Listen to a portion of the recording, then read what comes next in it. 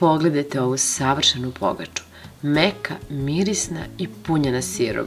A najbolje od svega je to što vam neće trebati vaga jer se sve meri na čaše. Treba će vam jedna čaša od 200 ml i najpre ćemo da sipamo 200 ml mlakog mleka, pa u njega da dodamo jednu kesicu suvog kvasca od 10 grama. Dodat ćemo i 2 supene kašike šećera, pa sve dobro promešati.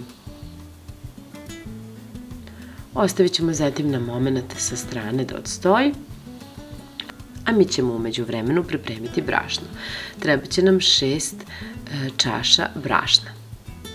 Ukoliko još uvek niste, zapratite kanal kako ne biste propustili nove recepte.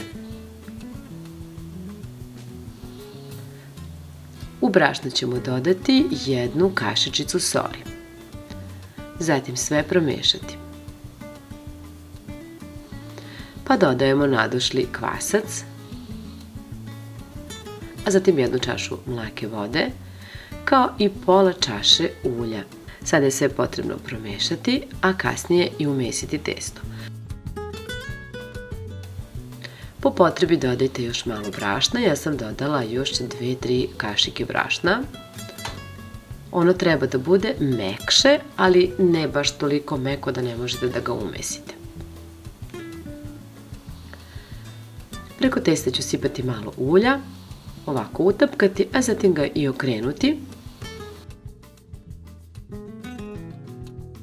Pa sipati još malo ulja. Prekriti najlonom i krpom, pa ostaviti na toplom mestu da se testo udvostruči.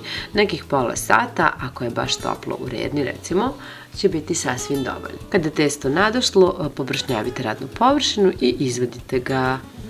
Pogledajte samo koliko je ono meko. Ja ću ga samo ovako malo premesiti, tako što ću ga nekoliko puta ovako saviti. Ono je premekano, vidite i sami, a napravljeno od minimum sastojaka. Sada ću da isečem ovako najpre na pola, a zatim da seckam manje komadiće. Pošto pravimo ovakvu pogaču koja liči na saće ili ne znam kako bih nazvala drugačije. Vadit ćemo male loptice, ovako svaku ću da premesim.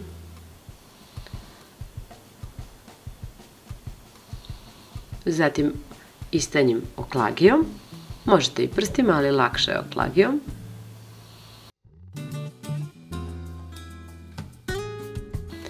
I u svaku ću dodati po malo sira. Ukupno mi je trebalo za celu pogaču nekih 150 grama sira. Koristila sam feta sir, možete bilo koji, a možete ih praviti jednostavno i praznu pogaču, ali mislim da je mnogo ukusnije ovako sa sirom.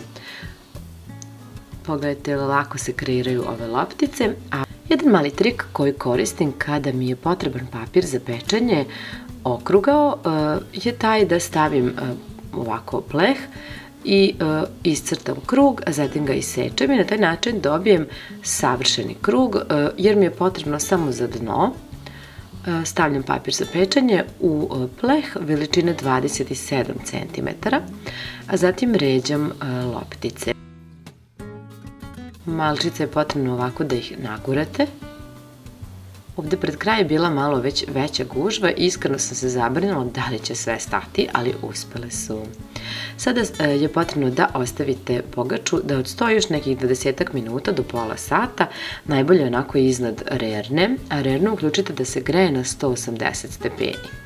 Ovde sam sada pripremila jedno žumance koje sam razmutila i dodala malo mleka, jer se tako nekako lepše maže i čini mi se da uvek boja bude lepša. Pogledajte, nakon nekih 20-25 minuta pogača je još malo nadošla i potrebno je sada da se samo premaže, da dobije onu lepu žutu boju.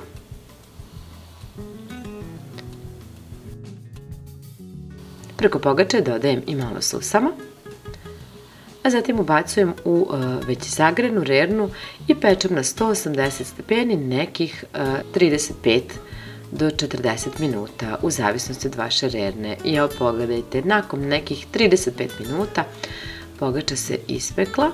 Pogača predivno miriše i veoma je mekana.